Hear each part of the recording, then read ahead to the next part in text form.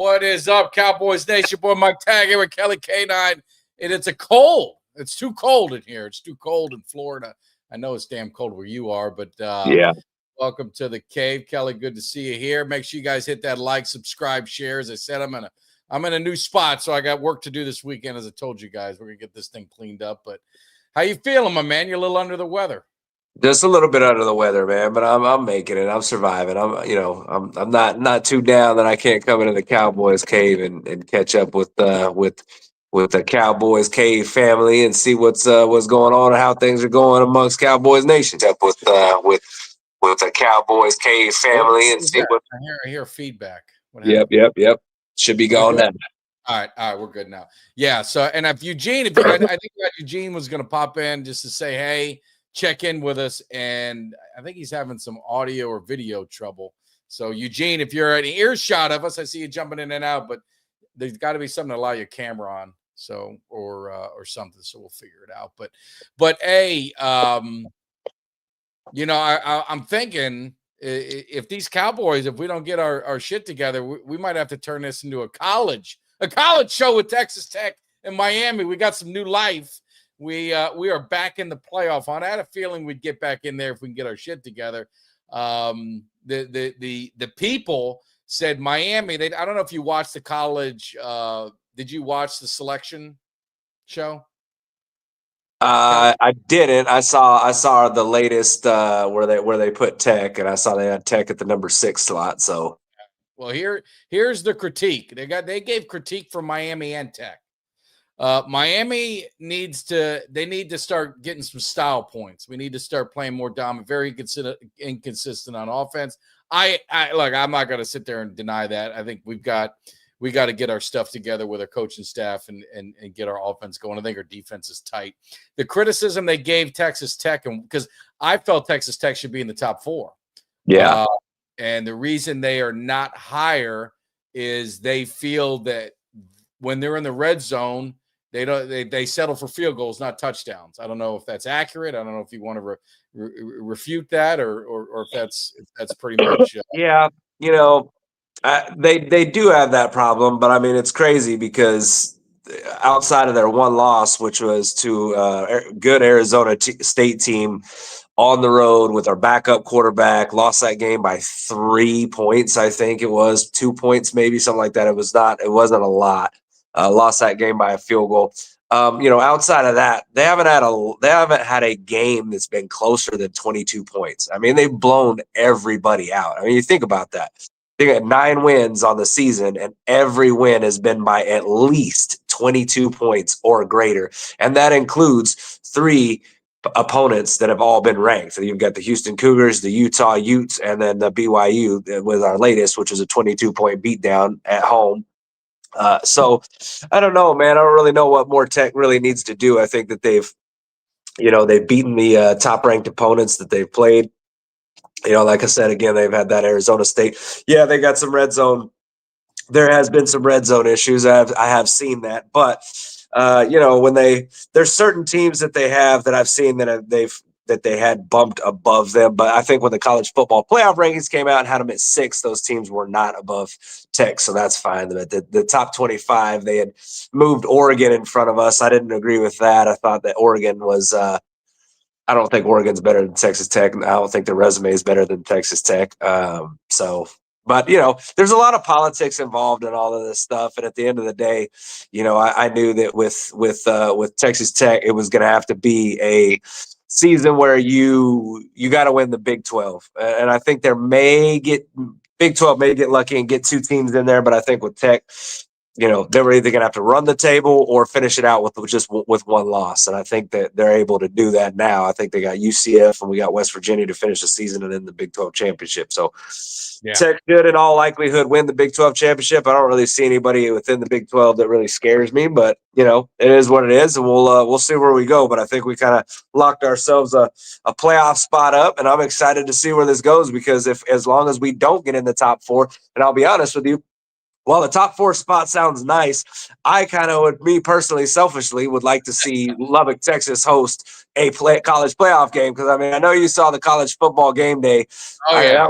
that was an absolute experience, man. It was absolutely insane. You know, you got all kinds of fanfare from that, and a lot of people giving Lubbock a lot of recognition for that. So I'd love to see a college playoff game in Lubbock. Yeah, no, I mean that is the kind of cool part. I'll selfishly, I love to have a bye week, just makes it a little bit easier. But the thing I would say, you know, it was kind of cool to see Miami, Texas Tech. I don't think that's going to happen, because in order for Miami to solidify playoff berth, they're going to have to win out, right? And if they win out, their seeding is going to be much higher. And they beat Notre Dame head to head. I mean, that's supposed to count for something. They beat USF, that's in there. They beat them by 20. That should count as something if they're in the playoffs. And then the other thing is, I think Texas Tech's going to win out. And you just look at the teams that got Indiana and Ohio State are going to play. There's teams that are going to just kind of cancel each other out. Yeah. So I think if Texas Tech wins out, they're going to end up moving much higher. I think so Miami moves higher. So I don't think we'd be able to see each other until like the second round or something like that, if that were to happen. Yeah. No, I agree. I the way I look at it right now, I'm looking at it, and there were some matchups that were intriguing that I've seen in the past couple of weeks. One of them was Tech versus Texas in Lubbock as a 6-10 seed matchup or 7-10 seed matchup, which I thought that would be for me selfishly. I would love that, but at the same time, I don't think Texas is going to make the college football playoffs. No, they're going to lose this weekend. I think they lose to Georgia, and I think they lose to Texas A&M. So I think they'll finish the season with 4 losses. I don't think they'll be in the college football playoffs. So enjoy that while you can, Longhorn fans. It will be short-lived, your time back in the college football playoffs.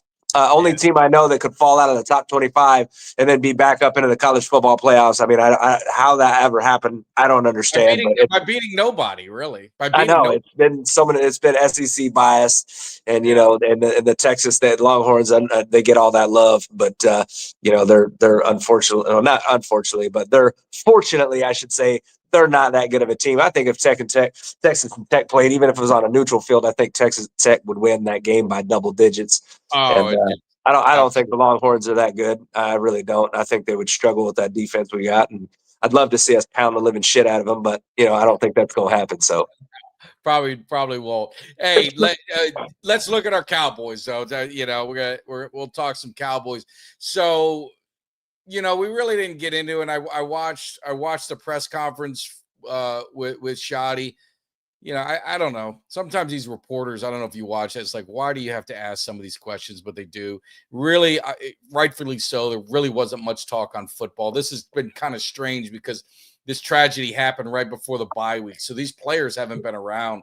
And playing on Monday night, you're kind of, you know, you're still kind of, you know, you were delayed a little bit from there and all that kind of stuff with media access and things like that. But, you know, I don't know. I don't know how this season is going to turn out with that. Take the tragedy aside, the Cowboys made their moves on defense. You got Quinnen Williams, you got Logan Wilson. Overshown is pretty much all signs he's going to be back Monday night.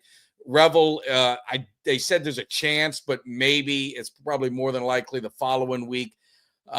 You're going to have a new look defense. Do you think it's a new look defense and the results are going to stay the same? Or are you expecting to see some improvement? The linebacker core is totally different. You're getting Lee Hooker back, which a lot of people are like, oh, well, shoot, we missed him. I saw what happened life without him. He wasn't so bad after all, I guess. And that's not saying much, but what is your thoughts on this defense primarily post bye week? Yeah, I don't really see much change happening with this team ultimately. I think the defense, you will see a little bit better pressure up the interior with adding Quinnen Williams. It's going to be hard not to see pressure increase from the middle. I still think you lack a pass rush on the edge. You are getting a little bit more from Ezraku. But, I mean, and Ezraku and Clowney.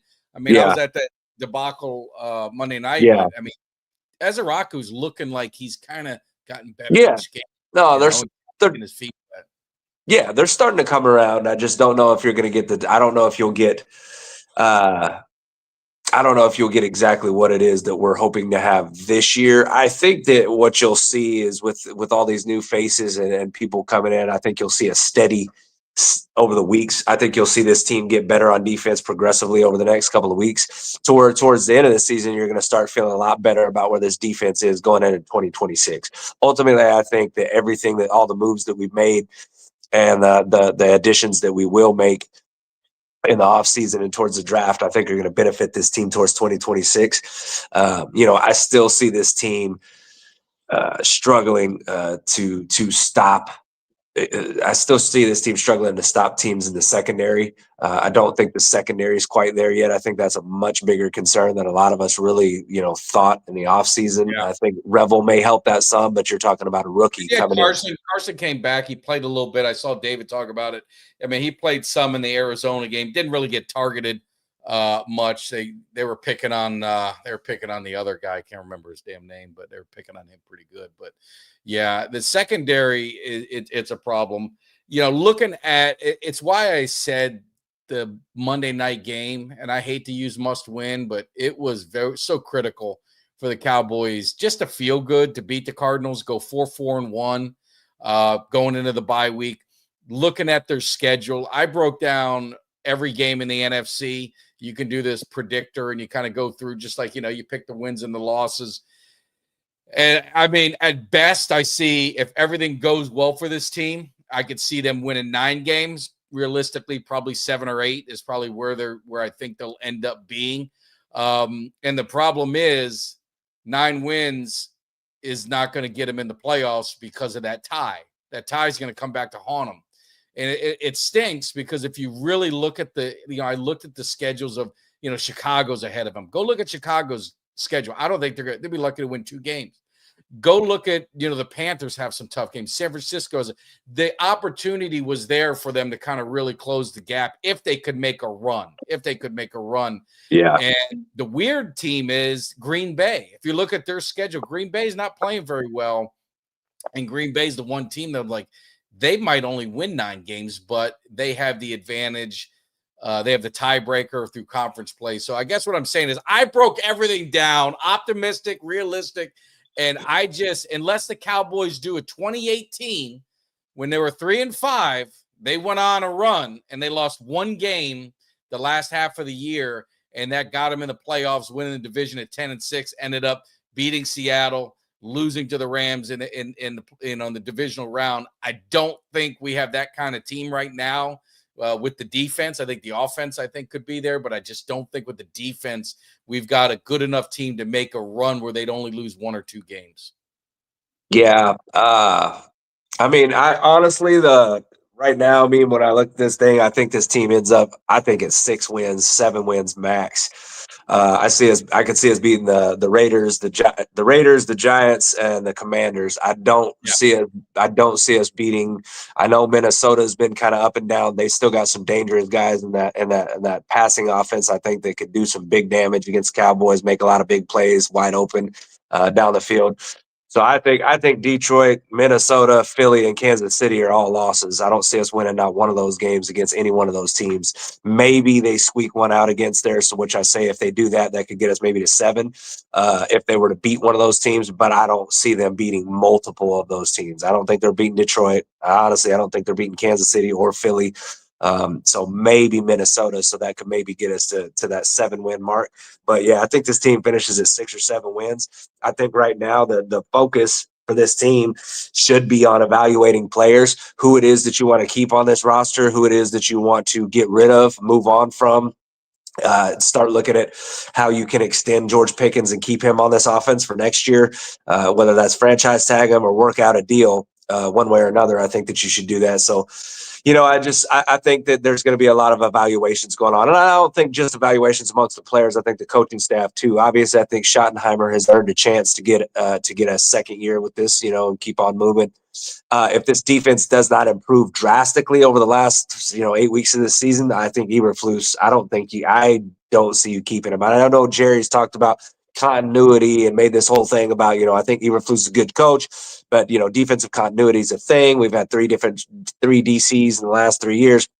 Yeah, but if this defense still finishes bottom of the barrel of the league after you get Quentin Williams, after you add Logan Wilson, after you get Overshown back, after you add I don't think there's any way in hell that you keep Eberflus going on this. So I think there's a lot of evaluations going on with this team over the next several weeks.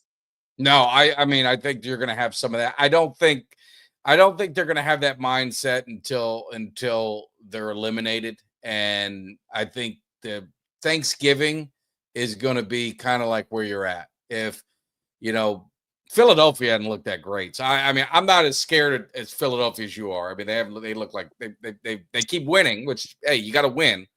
Give them that. But Dallas always plays them well. They always split. So the game to me is Kansas City is the key. And I think if Dallas were to get into Kansas City, I don't think they're beating Detroit. I think 100%. Detroit, I think, is going to smoke them. Kansas City is the wild card because Kansas City just plays weird, man. Sometimes they're rolling and sometimes they're just, they're just dysfunctional. It's just been kind of weird with them. And they've got the Broncos, I think, this weekend. It's going to be interesting to see what happens to them. They could be out of the division by then if they lose to the Broncos. If they lose to the Broncos, they definitely will be. Yeah.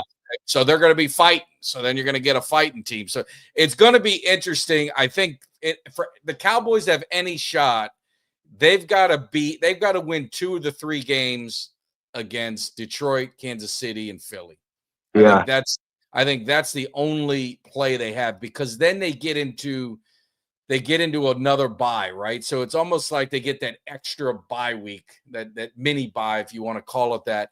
And then they've got Minnesota and the Chargers at home. And then you're playing, I mean, the Commanders are pretty much wrapped up. And then the Giants fired their coach. I don't think they'll probably, they could even, shut Jackson, Dart down at some point, just not even risk any kind of injury with him. You don't know what's going to happen there. So I think for any prayer, and we got to be optimistic, man. I got to have something to talk about. I can't say shit sucks. We got to get a litto bit of optimism of what you guys look for. Now they lose Monday night. I mean, let's get the draft boards going and just call it a day. They have to win 2 of the 3. So that means they're going to have to beat Kansas City and Philly, because I don't think they got a prayer to beat Detroit. So I don't know if that's going to happen, but we'll see what happens. Well, it's crazy to think that they have as many games left as they've got, and I've pretty much just kind of checked out of what checked out of any hope of the postseason. I have, me personally, I have. I don't see any route to it at all. I see a team that has a 4% shot for Vegas. And I think 4% is being 4% too high. I don't see it happening. I saw this team sputter offensively against an Arizona defense that's kind of middle of the pack. Arizona's defense is nothing to sit there and pump your chest over. But yet I saw this team struggle offensively against Arizona. I've seen this team sputter in situations where they shouldn't have sputtered. And I've seen them lose. When people tell me, "Oh, well, I think that this team could," I seen somebody in the chat, "I think this team could beat Kansas City." Really?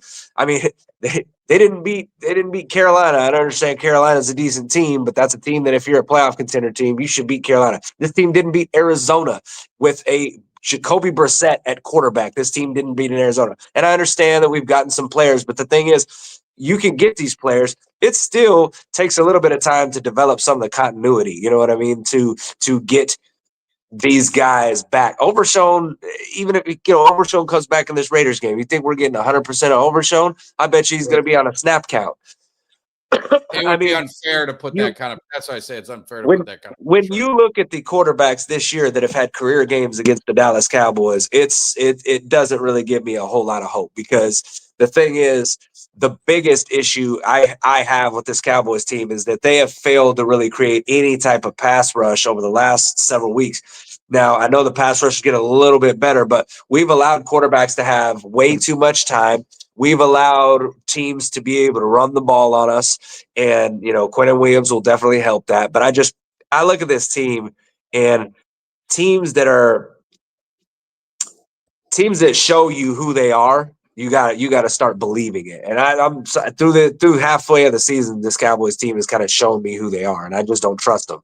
I don't trust them to do anything. No, you can't try. They've given you no reason to trust them. But the NFL, I would say, this year more than any, it's just been a weird There's just some weird games. Like there's teams that are beating other teams that are like, how the hell is this happening? Like Yeah. it's just the oddest thing. So that's where I say is you just don't know. I mean, Dallas could easily lose to the Raiders. I mean, shit, I had to see them lose to Arizona. Good.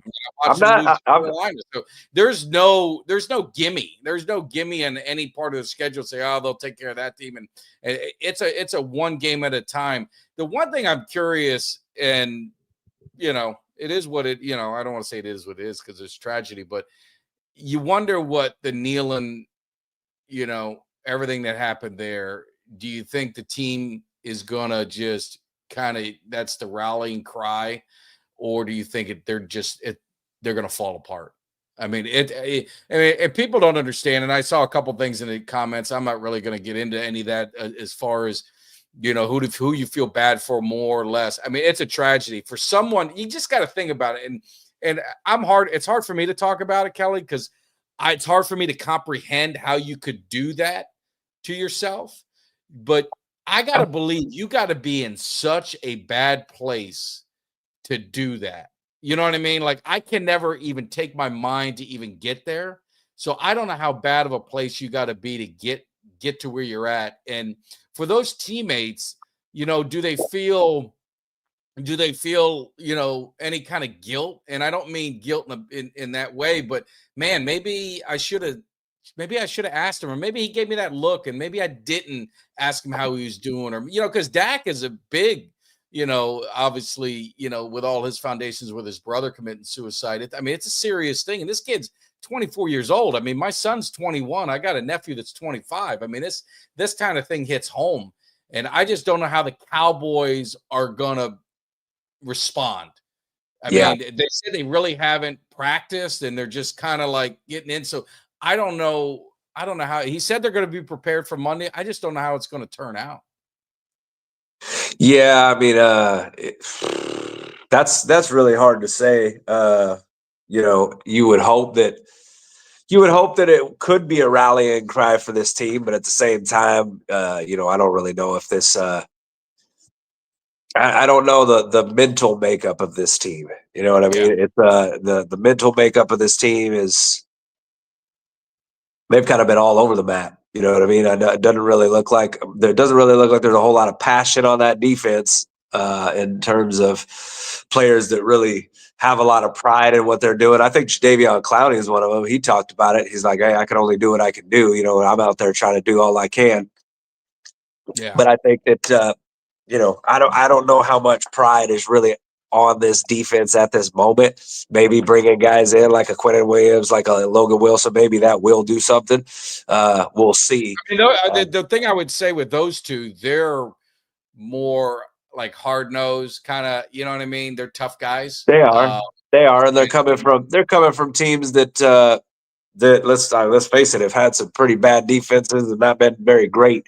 Quentin Williams is a bright spot on the Jets defense, but let's face it, the Jets team has not been really great. They haven't been good for a numerous years, so they've been through a lot of losing seasons. The Bengals have had some really up and down seasons, but as of late, they've had some pretty porous defenses, some bad defenses. That's kind of why Logan Wilson ended up on the bench, because he voiced his displeasure for what was going on defensively and kind of how some of the play calling and scheming was going like that. So he ends up on the bench and then ends up traded to Dallas. So we'll see how that all goes, man. I mean, I would like to see that be a rally cry or something like that, but I think maybe this Raiders game, maybe you'll come out there and maybe you'll see this team really put one together and, and have a complete game and come out there and kick ass on all three phases of the ball. Maybe you'll see that. But with what I've seen all season, I've just as likely as I think that we could see that, I just as likely think we could see this team come out and lay an egg and get beat by Oakland. You know what I mean? They're Las Vegas, whatever. It's Las Vegas, LA, Oakland, shit, I can't remember. So I just don't know with this team. And at this point, every time I think I know what this team's going to do, and I'm like, yeah, we're going to win this game, they don't. And every time I think, well, we're going to lose this game, then they play it a little bit closer than, what I thought they were going to do. I don't know, man. Who the hell knows, Mike? I wish I had the answers. Yeah. You just don't know how this team's gonna basically turn out and how they're going. I think the offense will be fine. I think the offense they sputtered a little bit in Arizona. And if you really watch the game, it's a lot of self-inflicted mistakes, and that kind of stuff can be corrected. But I do think the problem with the offense always goes back to the defense, because it's like I don't know who I was listening to today. Maybe it was Vach and Brian brought us there, and sometimes it's nice, like, for your offense to sputter and your defense keeps you in the game. I mean, you watch that Monday night game. It was a boring game, but it was two defenses and offenses that were not playing well, turning the ball over, bad throws, not running the ball. Just both offenses were not very good. They just weren't playing good. And traditionally, those are two pretty good offenses in the NFL. We'll give them that. But the defenses kept them in the game. The defenses kept each other in it. And the Cowboys just don't seem to have that luxury, where if the offense is not perfect in firing on all cylinders early on, you're screwed, because before you blink an eye, you're down 14 points. You pretty much take the run game out. So your whole offense kind of changes what you want to do. How they want play action is gone. I mean, because they're pinning their ears back. So that's what I'm just saying is the defense. It's so critical for the defense just to get their shit together. But it's probably too little, too late. I just don't know if they got the coaches for it. I think one of the positive things, to your point of looking forward, is that Quinnen Williams trade. They got him for a couple years. Logan Wilson, they got him under contract. So it is a 26 play. And they did not give up any draft capital in the first two rounds until 27, right? They gave up the 27th first round. So they still got 2 firsts in 26. So it is a kind of a play to really get something going in 26. So I agree.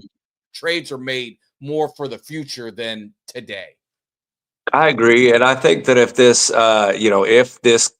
if you could, as the Cowboys, because they still got money to spend. They're still not going to be cap strapped because of the moves that they made. They're going to be able to restructure some guys during this offseason, and with them not signing and giving Micah Parsons that mega deal, they're going to have some money to push around and to throw around to sign some of these guys. And what I think is that if you can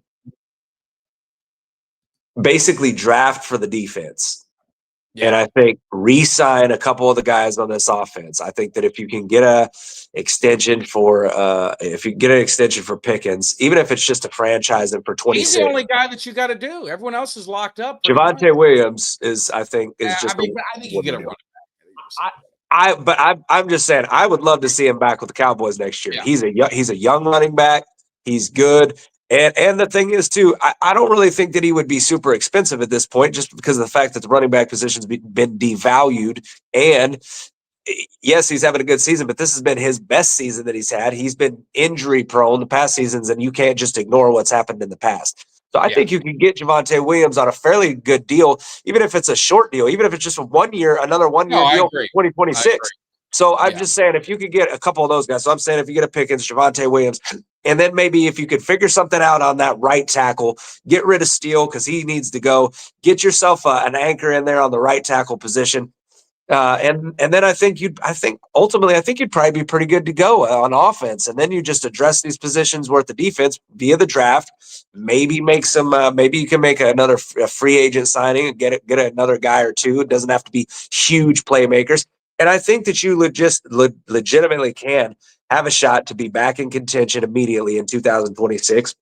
With an upgraded defense. And what did we say all year this year? If we just would have had maybe the 20th ranked, 20 to 23, 20 to 24, I think, ranked defense, you could have seen this team win a whole lot more games.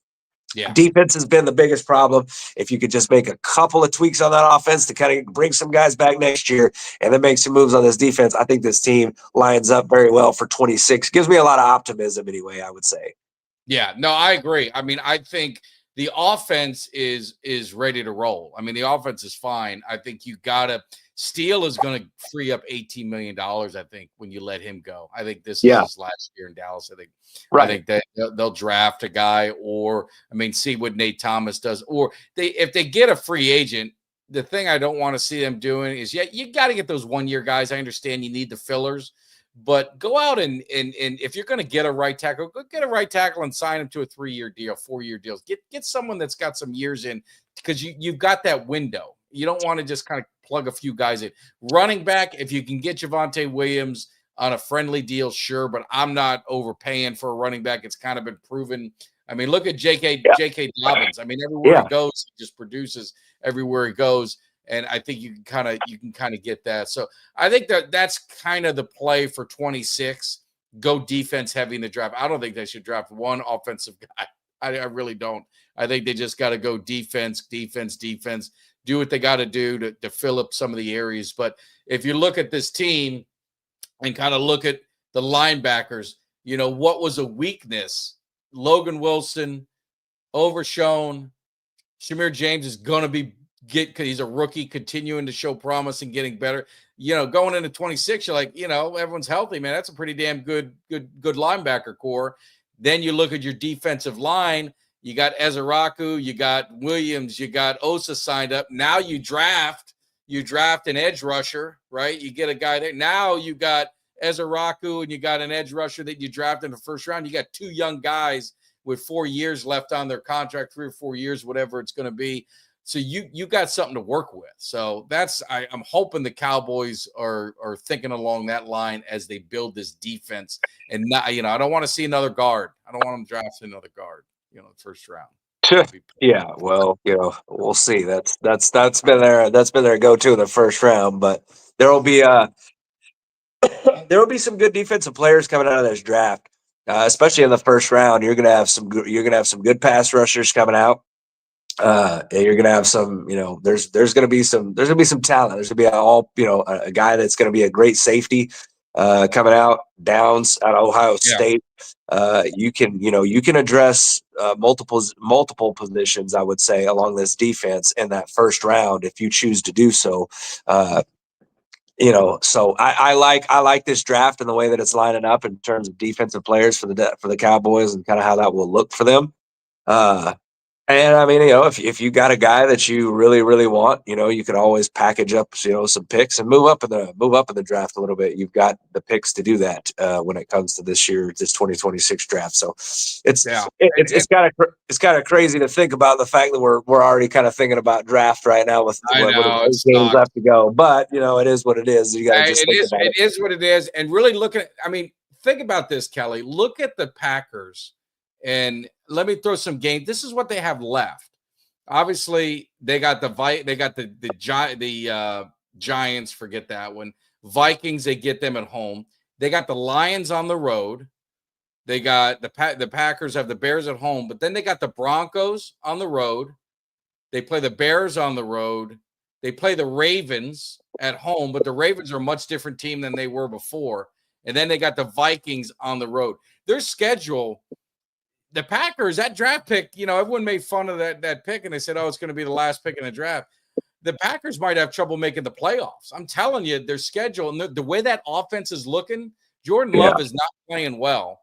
The defense is doing their job. I mean, the defense, you can't hate on them, but that Packers draft pick may not be as bad as what people originally thought. So the Cowboys you talk about that safety, if they wanted to really get crazy, they could package something together if they wanted to go out and get an impact guy on defense. So absolutely.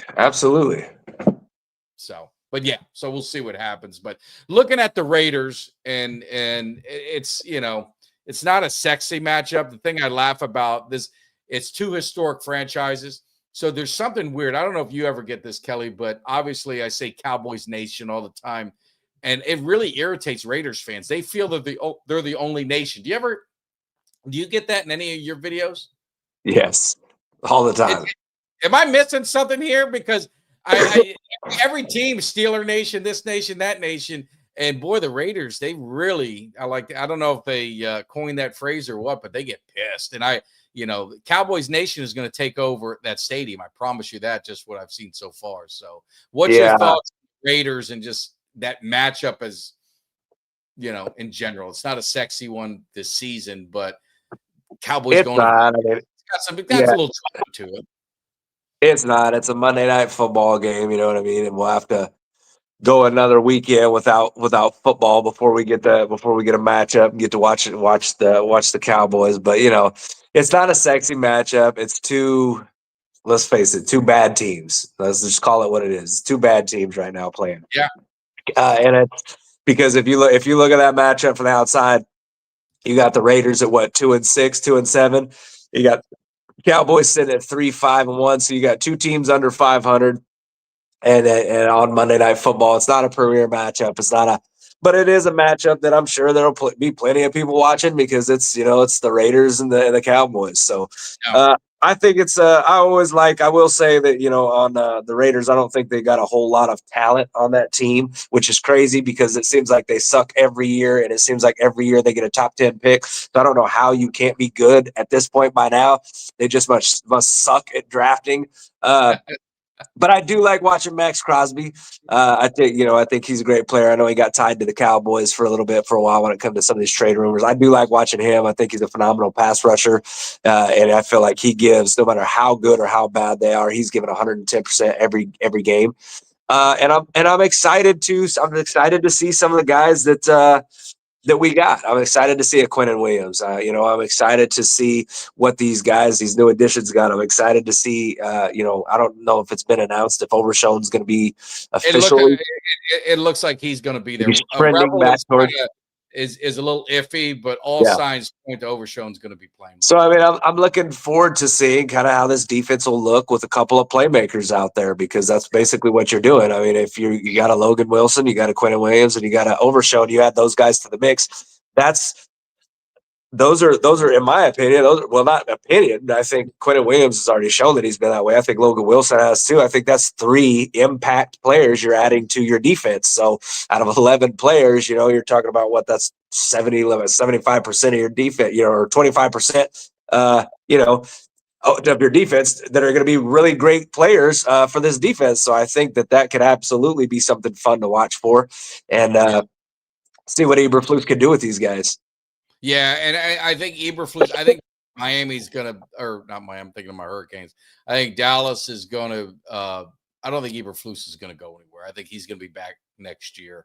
I know people may not want to hear that, but Jerry Jones pretty much said it. I mean, unless they totally tank. But if the Cowboys, and we just gotta make conversation. So I mean, we gotta start going off on the ledge on certain things.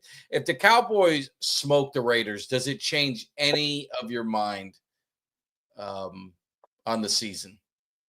I'm not saying they're going to. I'm just trying to say, what it take Kelly? What is it going to take Kelly K9 to have a little bit of like, hey man, wait a minute, we might have something going on here. At what point of the schedule could you turn and say, wait, if they won 3 in a row?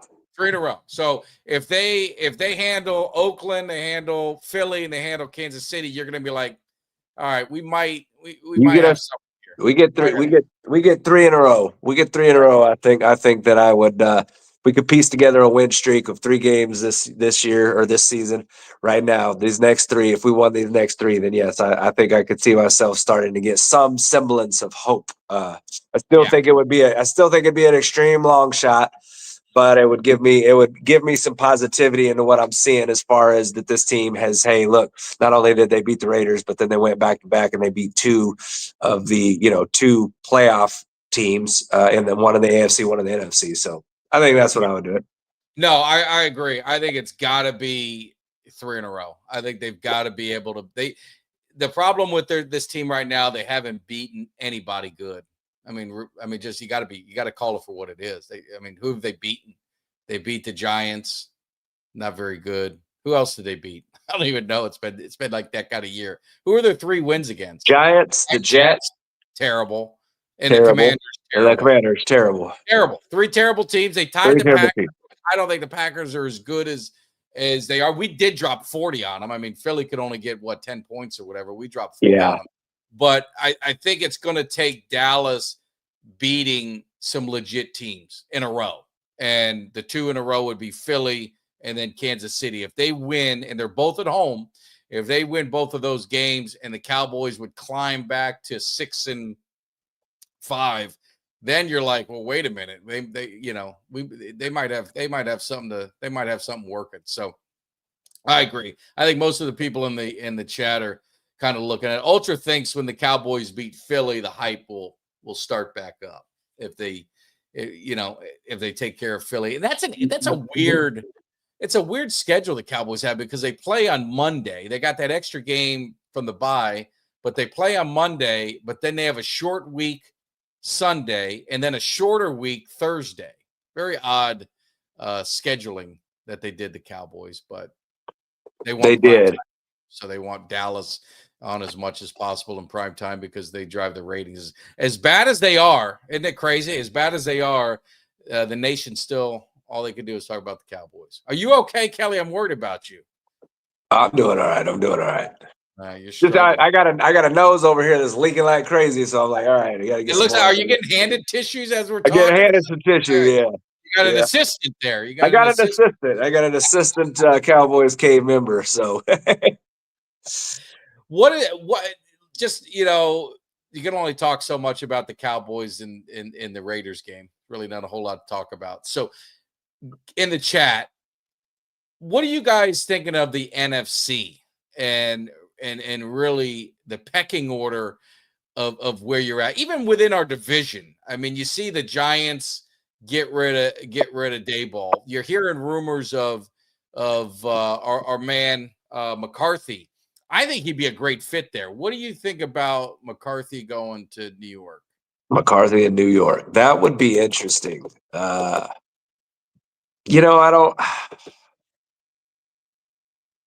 don't know if Mike McCarthy would want to go to that big market of a team, though, just because he just came from a place like Dallas. And Dallas is young quarterback.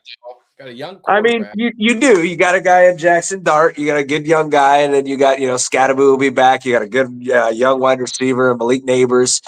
You've got some things there, but and the defense is up front. They're pretty damn good. I mean, they need some help on the back end, but they're not bad. They're not bad, but they have it's one of them teams that, boy, I mean, if there's one other place where the spotlight looms very bright outside of Dallas, New York is one of those markets that's just always been super hard on coaches. So you've got to be able to, I mean, because in my personal opinion, I think Mike McCarthy's kind of more of he's kind of like reminds me of like a little bit of a blue collar type coach that would probably be better suited in like a smaller. I think like Green Bay was a good fit for him. I thought. I think a place where he doesn't have the media spotlight constantly on him would probably be a better place for Mike McCarthy to go. I don't think ultimately he would be happy in there. I mean, you just step out of a place like Dallas where the spotlight is super bright, and then you're going to step right into a place like New York where the spotlight's just as bright and the media is just as harsh, if not more, and they're going to be having big expectations because of what you said. Good young quarterback. They're going to want to see results. They're going to want to see them quick. While they have Jackson Dart under that rookie contract, like a lot of other teams, try to go all in with this young rookie quarterback while you still got him on the cheap. So I don't know that would be a great fit. I wouldn't mind seeing McCarthy in Tennessee with Cam Ward. A smaller market. They've got some stuff there. That could be a team I could see him doing well with. I could see that working well with him. I feel like he'd be more comfortable in a place like Tennessee. Yeah. I don't see Lane Kiffin leaving college. I think he could get bigger. If he wanted to leave Ole Miss, there's some big jobs, LSU, Florida. I think there's bigger jobs in college in the SEC that would be more attractive to him. I don't know if he really wants to. He just doesn't come across as a guy that wants to deal with the NFL. I think he's built for college. I'm still mad. Miami could have had him, and they had two chances to get him. He wanted to go to Miami, and we passed on him. Idiots. But anyway, that's for another show. Washington, do you get any? Because there's a lot of fans that they had that Cinderella year last year, and talking about Dan Quinn, and we screwed up. We should have kept Quinn, and now you kind of see Washington's kind of falling apart a little bit. Their defense has been bad the last 2 years since he's been there. Now Joe Witt was the guy, another guy that the Cowboy fans were all up in arms that we let him go. He was their defensive coordinator. Now Dan Quinn's deciding he's going to take over defensive play calling which is usually a sign of things just going to continue to spiral downhill. Head coaches, more often than not, do not do well when they take over the defensive play calling. Usually it ends up being. I agree. I think that's one of those things where where if you're gonna have a head coach, you want them just kind of running either to be the head coach and maybe do the offensive side of the ball. But it seems like defensive guys that, like you said, defensive guys that take over and do the head coach and the defensive side of the ball rarely really do all that well. You know what I mean? You're seeing a guy that I thought was going to be a pretty good coaching candidate and in New York, struggling to think of his name right now. Yeah. Eric Glenn, yeah. So, I mean, you're seeing a guy like him struggle. I mean, he's got one win on the season, struggling mightily up there. So it's hard. It's difficult. No. Not impossible, but definitely difficult. And I like him. I liked Aaron Glenn. I was hoping that he, it's a bad situation. New York's a bad situation. They got no quarterback. Oh, absolutely. It's just, I think they've set themselves up if he can get the time with the draft picks they collected through these trades with Sauce Gardner and obviously Quinnen Williams. I mean, they've stacked, I think, 8 picks in the first 2 rounds for the next 2 years. So yeah, 8 picks over the next 2 years in the first 2 rounds. So I mean, they've put themselves in a pretty good position if they want to really try and get fixed quick. But I don't know, something about New York, man. My cousins are from Jersey and they're Jets fans, and it's just been miserable. They've just been miserable their whole lives. There's been nothing good. So well, that's part of being a New York fan. You got it's a long live. I think one of the funniest things, man, I don't know if you saw it, was that kid. Had to have been probably 15, 16. He said, "I hate this team. I hate them." He said, I'm not ever going to root for anybody else, but I just hate this team. Like it just kind of reminded me of it reminded me of like Mikey, and it reminded me of like my kids a little bit. You know what I'm saying? Like they've never seen this team really be. They've seen some decent seasons, probably better than the Jets, definitely, but ultimately they haven't seen this team be a well-respected team amongst the NFL and go deep, make a deep playoff run or anything like that. So that cracked me up when I seen that kid, because I felt his pain. Oh yeah, no, it's tough. I mean, I definitely feel for my kid and the agony, and he's a Miami Hurricane. I talked to someone when I was over at a wedding on the East Coast of Florida, and he was a Hurricanes fan, and he was a Cowboys fan. I said, man, it's tough. I mean, those two teams have been kind of mirror images of breaking your hearts, like build you up and just rip your heart out. It's been the Miami Hurricanes and the Cowboys, kind of. At least Miami won in 2001. They had that nice run there, but it's been tough to be a fan of either team, man. It's heartbreaking. But one other team that's interesting, and I'll always be a fan. My son reminded me, he goes, man, because I did a cameo before we jumped on, and he goes, man, Dad, you've been doing this a long time now. And I was like, yeah. I said it was whenever Tank. We beat the Saints, and he retweeted my video that I did kind of as a joke after the game. And we look back at the calendar, and it was 28. It was 7 years ago, 2018. It was that year, that 3-5 where they started 3-5. They went in as the underdogs and beat the undefeated New Orleans Saints. So it can be done, but he said he was leaving Dallas, and he left and he chose Seattle because he wanted an opportunity to get to the Super Bowl. And I think you laughed at him. I think I laughed at him on the show, and I did. That was a choice. And did he know something we didn't? Because they look pretty damn good. I'll tell you what, I did laugh at him, but I'm not laughing anymore. The Seahawks look pretty damn good, and It's funny because Sam Darnold really has resurrected his career in terms of what he did last year with the Vikings, and now on a second team in 2 years, really to be able to do what he's doing with the Seahawks is pretty impressive. You know what I mean? It's nothing to put your nose up at.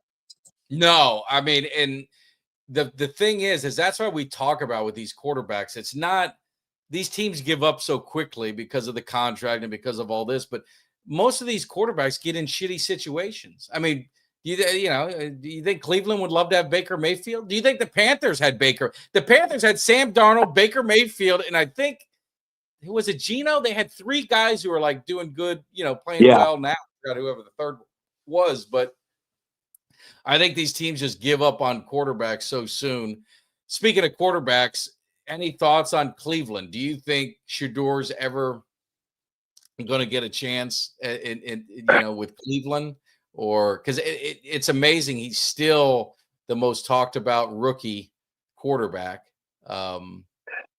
outside Jackson, of course. But it's just, I don't know. He seems to stay in the headlines.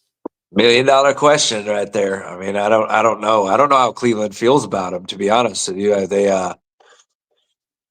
I mean, at some point you would want to see that you would want to throw him out there into some live game action and see what he looks like. It's not like Cleveland's going to the playoffs this year. Absolutely. What do you got to lose at this? I mean, I would. It's kind of like, and I'll be honest with you, and there may be some Cowboys fans who say that it's too early to do this now. And I understand that Dak Prescott is your starter. I would say if we lose 2 more games, though, and the Cowboys get down to 7 losses and basically the 1 tie, which basically I would say just gives you 8 losses because I'm not counting that tie out. It's something you can't count. I might throw Joe Milton out for the last 3-4 games of the season and see what we got. And the reason why I would do that is not because I think of the Cowboys should be looking to replace Dak Prescott or say, hey, could Joe Milton start for Dak Prescott next year? But I think that if you could get an idea, hey, can Joe Milton be the guy for the future after Dak Prescott's done? Should we hold on to Joe Milton? Or you get out there and let's say Joe Milton puts together, let's say you start him the last 3 games when you're out of playoff contention, you throw him out there because here's the thing, when you're out of playoff contention, what's the point, right? Pull Dak, Absolutely. Let him sit for the last 3 games of the season, put Milton out there because what you could do there on the other hand is you could have some people that look at Joe Milton like, hey, calling the Cowboys in offseason and say, hey, what are you willing to trade? We want Joe Milton on our team. We'd like to look at him to be our starting quarterback. And then maybe you get something in return for more than what you gave up to get him in the first place. So I'd say if this Cowboys team gets to a certain point in the season, I'd say I'd throw Joe Milton out there and just see what you got for him. Because like I said, you could do 2 things. You can either see if you want to keep him for your future, or it improves his draft stock. So yeah, that would rile up some fans. I mean, I don't disagree with you. I mean, I think if you're out of playoff contention, you got to start evaluating what you have on your roster. And I think at quarterback, I think the Cowboys should always be evaluating quarterback of the future or trade option. Like you said, I mean, maybe if he were to light it up and, whatever you saw, I mean, I look no further than what the hell was a guy named in Jacksonville, Rob, someone old like me would remember him. He ended up had like 1 good game. He signs this huge deal with Buffalo when Doug Flutie was there.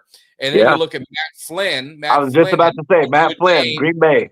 He signed with Seattle, and Seattle drafts Russell Wilson. Matt Flynn, like $25 million, whatever it was. It was a big contract at the time. And he gets cut, and they end up he's gone. So absolutely. I think you've got to look at and I think you've got to be smart too with certain guys. And if you're out of playoff contention and you got Overshown who's still healthy, I'm shutting him down because I mean he's coming off. Anyone who's coming off injured. I mean, you have to be smart. You have to be smart with that. Yeah, and I saw that where somebody out here put in the chat this. Some of these players have incentives and things like that, and I get that there's certain playing incentives to get to certain numbers and this and that or whatever. But I think at the end of the day, if you're the owner, if you're the GM, if you're the head coach, you have to think about what's best for the team. And Absolutely. If Dak Prescott's out there playing in a meaningless Week 16 game and let's say he gets an ACL injury, blows out his ACL. Well, then 2026, you basically, piss that down your leg. You know what I mean? So I think at some point you got to look at it and say, all right, we're shutting Dak down for the season. We're going to shut, Overshown down for the season. We're going to, not everybody, because I know you can't do that with everybody. But I'd say, a couple of your guys that are going to be key cornerstone players in your team next year. you start evaluating some of the younger guys on your roster, because that's what I said earlier. I said at some point you got to start evaluating guys on this roster. And I think that's top to bottom. I don't think anybody's exempt from that situation. I think, Dak Prescott's got to be a guy that, you want to look and see what's behind him, because we talked about when they signed Dak Prescott, they were looking at about a 2 to 3 year window with Dak before, right? So next year you're going into year 2. So you're going to want to know, hey, do we have a legit viable starting quarterback sitting behind Dak Prescott, or are we going to, with the next 2 years, you have these first round picks, granted not in 2027, but you got 2 first round. Is this something where we may need to look at drafting a quarterback? You're going to want to know these things, because if a quarterback falls into your lap next year, let's say maybe 2nd or 3rd round, you may want to jump and grab a quarterback. You may want to get yourself a quarterback, maybe get ahead of the curve, because you don't have, you say, hey, Joe Milton, he's not it. I'm just saying it's smart for a team to plan like that and start thinking ahead, because Dak Prescott's coming towards the end of his career as a Cowboy here in the next couple of years. Yeah. No, I mean, I don't disagree at all. I think that's something you've got to look at. It's just good business, and you're trying to build your team. If you're out of it, if you're out of it, you've got to be planning for next year. What went wrong this year, and how do we fix it so it doesn't happen next year? And you could point at so many different things. It's just unfortunate. I think the Cowboys, they effed up. I mean, they effed up on a couple opportunities, and they're going to pay the price because they're getting some guys back, and it's probably going to infuriate fans more. It's almost probably, you almost want Dallas not to go on any kind of run, because if they went on a run, and let's say they went 9-7 or and they missed the playoffs, the fans are going to be even more angry, because it's going to be like, see, you couldn't make moves sooner. You couldn't fix things sooner. You guys had to wait. You drag it out, and we lost, and we finally had some momentum. If they end up looking like one of the better teams at the end of the season and miss the play, which happens in the NFL every year, there's always that team that you're like, we don't want to see them in the playoffs. We don't want to see them. If they end up being that team, it's probably going to make you. It'll make me madder as a fan. It'll infuriate me even more. Yeah. So you almost, for your psyche's sake, you almost want them not to be able to be that team, because it's just going to piss a lot of fans off even more. Yeah. I mean, that's fair to say, and that's kind of what I alluded to after that Arizona game, where I said, I mean, I get what they did with Quentin Williams and Logan Wilson. Those are moves that can benefit this team for 2026. But at the same time, I thought, damn, you improve this defense a couple of weeks too late. Why couldn't we have done this a couple of weeks earlier? But then you start to look at the season and see, okay, well, this we'll see how this plays out. And again, if they wind up at 8 or 9 games, there's going to be a lot of people that are going to be talking about the draft, where your draft position could have been, because it could swing you from, if you only win 6 games, from picking like maybe in the top 10 to, if you win 9 games, you could be picking in the teens, the mid-teens to mid-teens, so mid to late teens possibly. So it'll be interesting to see, what happens with this team down the stretch and how they handle it. There's a lot of different ways to look at it. There's a lot of different ways to evaluate what you have for this year going into next year. But that's kind of what I said the other day. That's kind of, I'm looking at this with no expectations. I'm looking at this as currently right now. I know we still have a good chunk of our season left to play. But I'm looking at this right now, honestly, at an evaluation standpoint, just because now, granted, like I said, that could change if this team, was to rattle off the next 3, they win the next 3, then I may start saying, okay, pump the brakes on the evaluation. Let's see if we can make a run to try to maybe snag a wild card spot. But I just don't see that. So for now, what I'm looking at this is an evaluation standpoint on this team, top to bottom. Yeah. It's going to be tough. It's going to be tough. But like I said, if the Cowboys go south, Kelly and I are going to, there's some people that kind of pivot away from the Cowboys, but they can't get away from the Cowboys. They always get sucked back in, because the Cowboys do, they do equal ratings. I mean, it is what it is. But we're going to talk Cowboys, but we might pivot to Miami and Texas Tech if the Cowboys don't get their shit together. We just might have to take a little hiatus from that and just kind of get something going. So we'll see what happens. But Kelly, you are sick, so You did an hour. You braved through it, and you got to get some rest, man. We need you ready. Who's Texas Tech have this weekend? A bye week? UCF. Yeah, it's UCF. basically a bye week. Yeah. Okay. Basically a bye week. Yeah, we got UCF. Huh? You should take care. You got them at home, I'm sure. I don't know if they're at home or not. I'm not sure if that game's a home game.